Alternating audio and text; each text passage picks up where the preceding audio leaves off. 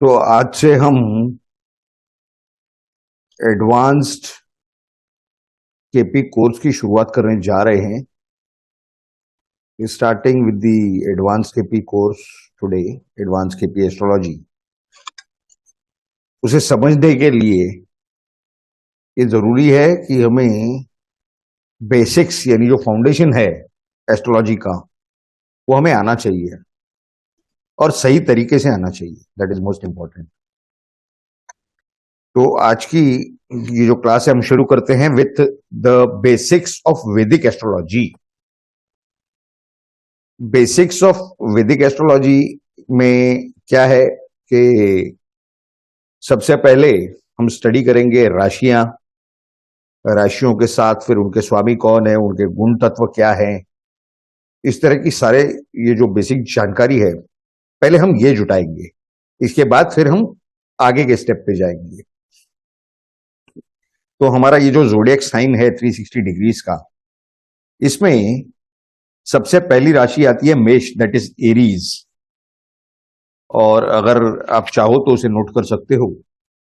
उसका जो राशि लॉर्ड है वो है मार्स यानी मंगल, और ये अग्नि तत्व की राशि है। It's a fiery sign.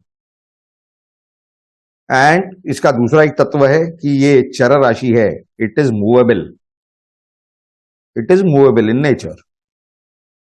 After that comes the second राशि यानी दूसरी राशि, तो वो है टॉरस यानी वृषभ। और इसका जो राशि लॉर्ड है, zodiac sign owner, that is Venus यानी शुक्र। ये भूतत्व की राशि है और ये स्थिर राशि है यानी immovable. It is immovable in nature. इसके बाद जो तीसरी राशि है, the third zodiac sign is Gemini, जैसे हम मिथुन कहते हैं। और इसके जो राशि लॉर्ड हैं वो है मर्क्यूरी यानी बुध। अब इसके जो तत्व का जहां तक सवाल है, इसके भी दो तत्व हैं। ये द्विषी भाव है, द्विषी भाव यानी डुएल, डुएल इन नेचर। और इसका एक और तत्व जो है, यह है एरी, वायु तत्व की राशि है।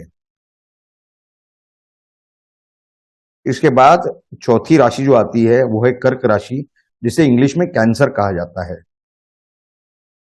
Cancer sign is owned by moon यानी चंद्र की राशि है।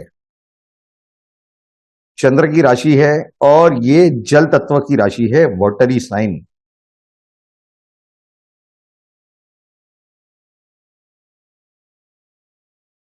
ओके। और ये फिर से चर राशि है। It is movable in nature. इसके बाद में पांचवी राशि आती है सिंह राशि, जिसे सिंह राशि भी कहा जाता है, इंग्लिश में लियो राशि कहा जाता है। और इसके राशि लॉर्ड, राशि स्वामी है सूर्य यानी रवि, सन। इसके बाद इसके जो तत्व हैं वो, ये फिर से फेरी साइन है यानी अग्नि तत्व की राशि है।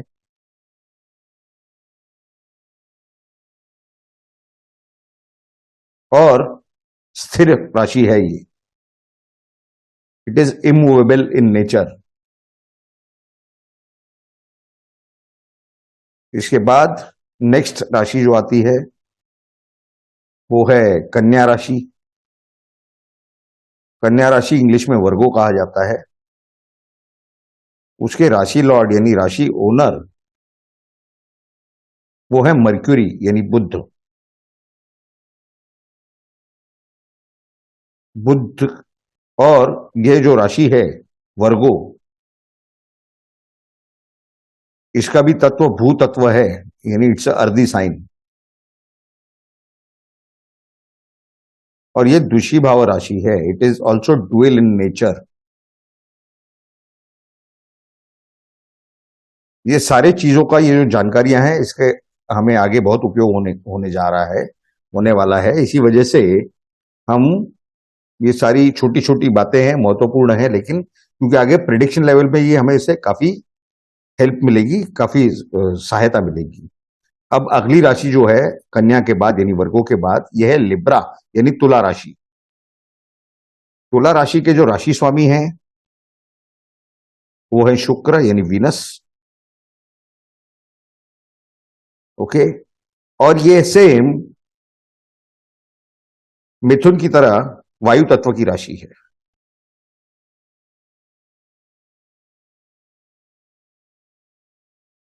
ठीक है,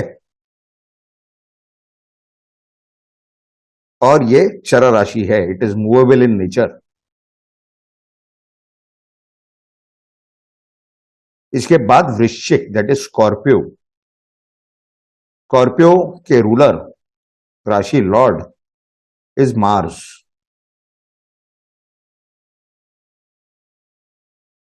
मार्स की ये जो राशि है ये जल तत्व की राशि है।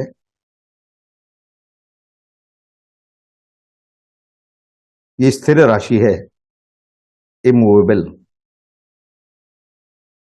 अगर आप देखेंगे इसको जो क्रम दिया गया है वो पहले राशि से अगर आप कैलकुलेट करेंगे तो चर स्थिर द्वि यानी मूवेबल, इमूवेबल, ड्वेल, इस तरह से वो आपको दिखाई देगा। और जो बाकी जो तत्व हैं, तो अगर आप देखेंगे तो पहली राशि जो है that is fiery, second earthy यानी भूतत्व, पहली वाली अग्नि तत्व, दूसरी भूतत्व, तीसरी जो है वो वायु तत्व यानी एरी, और चौथी जो है वो आपको मिलेगी जल तत्व यानी वाटरी। राइट, तो इस तरह से ये क्रम वही रहेगा। तो अब हमने बात की वृश्चिक की, वृश्चिक के बाद हम आएंगे धनु राशि पे, दैट इज सेजिटेरियस। सेजिटेरियस के राशि लॉर्ड जुपिटर यानी गुरु।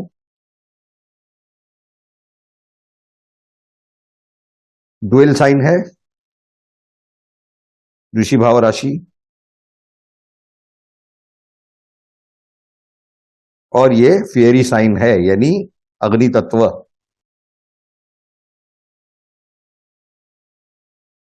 क्योंकि जब हम ज्योतिष में आगे जाते हैं एस्ट्रोलॉजी में, तो कई बार ये छोटी छोटी चीजें जो हैं भूल जाते हैं, ध्यान में नहीं रहती। वो गलतियां वहीं होती हैं, हमारे से खुद होती हैं, ऐसा नहीं है कि हम किसी और की तरफ पॉइंट आउट कर रहे हैं। उसके बाद नेक्स्ट जो साइन है वो है कैप्रिकॉन यानी मकर राशि। उसके राशि स्वामी है शनि यानी सैटर्न। सैटर्न की ये राशि है।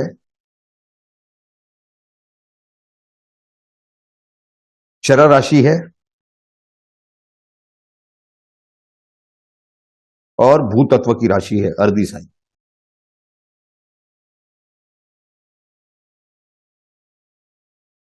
उसके बाद की जो राशि आती है वो है अक्वेरियस यानी कुंभ राशि।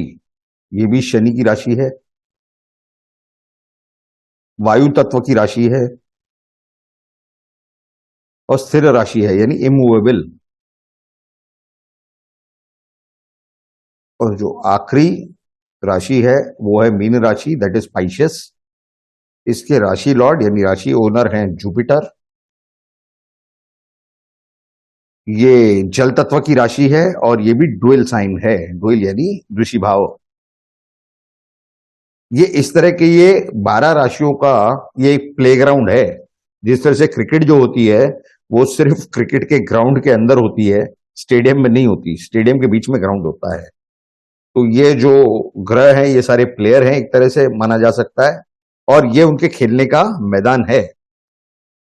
और जितना कुछ जो भी खेल होता है इनका, जो भी इनके जो मूवमेंट होते हैं वो इन्हीं 12 राशियों में होते हैं। राइट, अब ये समझना है कि जिसका जो भी राशि लॉर्ड है, यानी मान लीजिए मंगल की जो है मेष राशि यानी फर्स्ट साइन है, और स्कॉर्पियो है यानी वृश्चिक साइन है यानी मेष और वृश्चिक, एरीज एंड स्कॉर्पियो, तो वहां पर अगर वो बैठ जाए तो उसे पावरफुल माना जाता है। उसी तरह से जुपिटर अगर अपने 9th या 12th यानी कि सजिटेरियस या पाइशियस में बैठ जाए, धनु राशि या मीन में, तो उसे पावरफुल माना जाता है। राइट, मतलब कंपैरेटिवली हम ये तुलनात्मक बात बता रहे हैं कि मान लीजिए कि गुरु किसी और राशि में हो तो वो उतना पावरफुल नहीं होगा जितना कि वो अपने राशि में रह करके होगा। हर व्यक्ति अपने घर में ज्यादा कंफर्टेबल होता है, तो उसकी एनर्जी लेवल थोड़ी अच्छी रहती है, हाई रहती है। He finds himself more safer और ज्यादा ताकतवर। तो इस तरह की ये पूरी परिस्थिति होती है। अब यहां पर एक चीज जो है वो बहुत ही महत्वपूर्ण है समझना, ये जो राशियां हैं इनके जो ग्रह ऐसे हैं कि जिस तरह से अभी हमने बताया कि किस तरह से ये ग्रह पावरफुल माने जाते हैं अपने अपने राशियों में, उसी तरह से ये जोडिएक के अंदर इनकी राशियां दी गई है कि जहां पे ये पावरफुल, ज्यादा पावरफुल माने जाते हैं, सबसे ज्यादा। जैसे कि सूर्य जो है वो एरीज में यानी मेष राशि में पावरफुल माना जाता है 10 डिग्री पर, और वो सबसे ज्यादा कमजोर यानी डेबिलिटेटेड ये हुआ एग्जॉल्टेड एरीज में, एग्जॉल्टेशन ऑफ अ प्लेनेट। उससे अगर इसे सबसे वीक या कमजोर माना जाता है तो उससे 7वीं राशि में यानी लिब्रा, तुला में, वो भी 10 डिग्रीज पर। ये 10 डिग्रीज एक अनुमान दिया हुआ है, लेकिन उस राशि में रहने से वो कमजोर रहेगा, इस तरह से मान के चलना चाहिए। ठीक है, अब हम आएंगे चंद्र पे। तो चंद्र जो है वो टॉरस में यानी वृषभ राशि में एग्जॉल्टेड माना जाता है।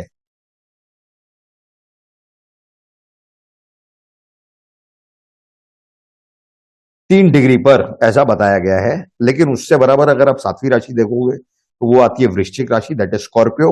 वहां पर वो डेबिलिटेटेड माना जाता है। तो एग्जैक्टली 7वीं जो राशि है यानी बैंक ऑपोजिट साइन, वहां पर ये कमजोर हो जाता है। तीसरा जो है वो है मंगल। मंगल को कैप्रिकॉर्न में यानी मकर राशि में एग्जॉल्टेड माना गया है, उच्च स्थान, उसका उच्च स्थान है। और वहीं वो कैप्रिकॉर्न कैंसर साइन में यानी कर्क राशि में वो कमजोर माना गया है। उसके बाद अगला ग्रह है बुध। बुध जो है वो कन्या राशि में उच्च का माना गया है। वैसे आपको मंगल की डिग्री बता दें, 28 डिग्री है दोनों ही साइंस में। अब बुध जो है वो कन्या राशि में 16 डिग्री पर उच्च का माना गया है, और उसी तरह से वो सबसे कमजोर यानी नीच स्थान उसका मीन राशि में माना गया है, उतनी डिग्रीज पर। उसके बाद आता है गुरु। गुरु को सबसे पावरफुल यानी उसका उच्च स्थान ये कर्क राशि में माना गया है, और ये मकर राशि में उसका नीच स्थान 5 डिग्री पर। गुरु के बाद आता है शुक्र। शुक्र जो है वो मीन राशि में उच्च का माना गया है। मीन राशि मीन स्पाइसिस।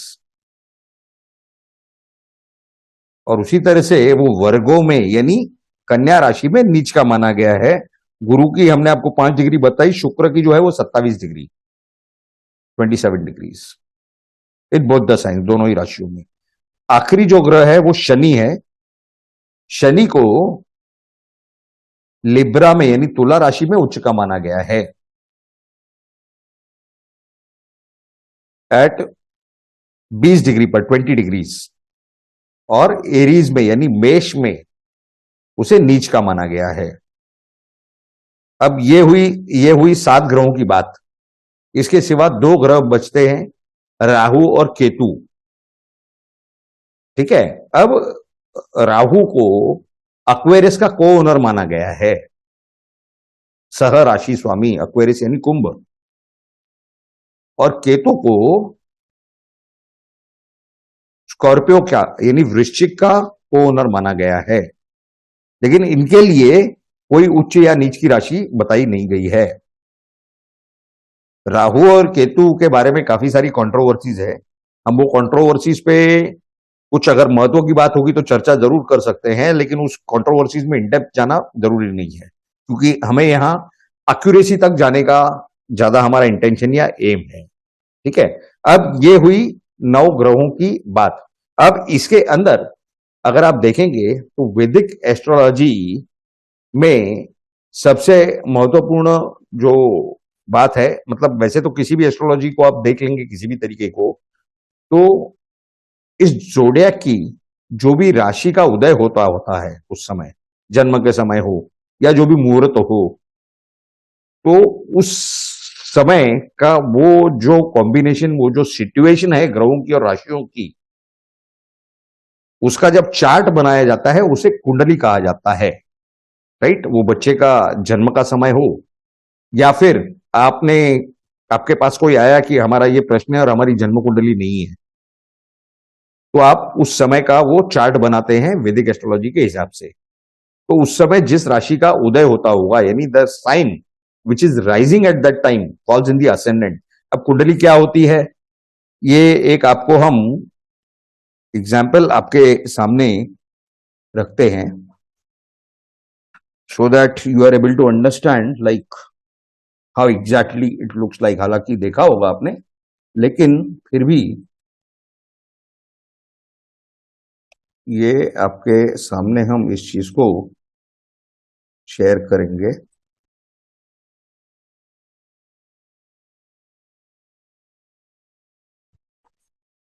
ठीक है, तो ये आपको दिखाई दे रहा है? जी राइट? आपको हमारे माउस का कर्सर दिखाई दे रहा है? जी दे रहा है। ये फर्स्ट हाउस कहा जाता है, पहला स्थान। ठीक है, फर्स्ट हाउस, उसके बाद यहां पर सेकंड हाउस, यहां थर्ड हाउस, यहां फोर्थ हाउस, ये फिफ्थ, उसके बाद ये सिक्स्थ, ये सेवेंथ हाउस, ये एट्थ हाउस, ये ninth house, 10th house, 11th house and 12th house. यानी पहले से लेके ऐसे पूरा घूम करके आप आओगे, ये हो गए 12 स्थान। अब मान लीजिए कि जिस भी समय किसी बच्चे का जन्म होता हो और उस जन्म के समय यहां पर XYZ राशि बैठी थी पहले स्थान में, ठीक है, तो आपको अभी ये उदाहरण देते समय खास बात बताने जा रहे हैं, जो नोट करना जरूरी है, ध्यान में रखना जरूरी है, कि जिस तरह से ये यहां पर जो भी राशि हो, मान लीजिए कि एरीज है या मेष है, इसके बाद की जो टॉरस है वो यहां आएगी वैदिक कुंडली में। ठीक है, टॉरस यहां लिखी जाएगी, मिथुन यहां लिखी जाएगी 3, फिर यहां पर 4 कैंसर कर्क राशि, यहां पर 5 यानी मिथुन राशि, यहां पर 6 यानी कन्या राशि वर्गो, यहां पर 7, इस तरह से ये पूरा कंप्लीट किया जाएगा। तो अगर पहली राशि यहां आई है तो 12वीं राशि यहां आएगी, यहां पर 12 नंबर आएगा, जिसका मतलब है कि पाइशिस यानी मीन राशि यहां पर आई है। ये हुई वैदिक कुंडली का तरीका। ठीक है ना? अब इसमें एक खास आपको बात बताना चाहते हैं कि ये जो अभी आपने 9 ग्रहों की बात पूरी जानकारी ली, तो सारे ग्रह अपने राशि से अगले राशि में जाते हैं, यानी नेक्स्ट साइन से एरिस से टॉरस में जाएंगे। राइट? टॉरस से जेमिनी यानी मेष से वृषभ राशि, वृषभ से मिथुन राशि में, मिथुन से आगे। लेकिन राहु और केतु ये दो ही ग्रह ऐसे हैं जो सिर्फ उल्टे चलते हैं, यानी वो मेष से मीन में जाएंगे, एरीज से पाइसेस में जाएंगे। ठीक है, ये एक बात नोट करने जैसी है। दूसरी बात कि राहु और केतु ये आपस में बराबर 180 डिग्रीज का डिफरेंस बना करके चलते हैं। मान लीजिए कि मेष के 1 डिग्री पर अगर राहु है तो तुला राशि के 1 डिग्री पर आपको केतु दिखाई देगा। परफेक्ट 180 डिग्रीज का डिफरेंस होता है। यह हुई एक बात। अब ये बाकी जो 7 ग्रह हैं राहु और केतु के सिवा, ये कहा जाता है कि सूर्य और चंद्र को छोड़ करके बाकी 5 ग्रह ये बीच बीच में वक्रीय चलते हैं। वक्रीय यानी क्या? रेट्रोग्रेड, उल्टा, कुछ समय के लिए, कुछ हद तक, कुछ सीमा तक। ठीक है, ये पूरा समय उल्टा नहीं चलते, सीधा चलते रहेंगे। बीच में ये आहिस्ते आहिस्ते अपनी गति कम करेंगे, एक जगह पर रुकेंगे at a point of zodiac, और वहां से कुछ समय के लिए उल्टा घूमेंगे, यानी राहु केतु जैसे चलेंगे ये, और फिर कुछ समय तक वो आगे जा करके अपनी गति स्लो करके, रुक करके, और फिर वापस अपनी नॉर्मल दिशा में चलते हैं। ऑलराइट? तो इस तरह की ये मूवमेंट्स होती है ग्रहों की।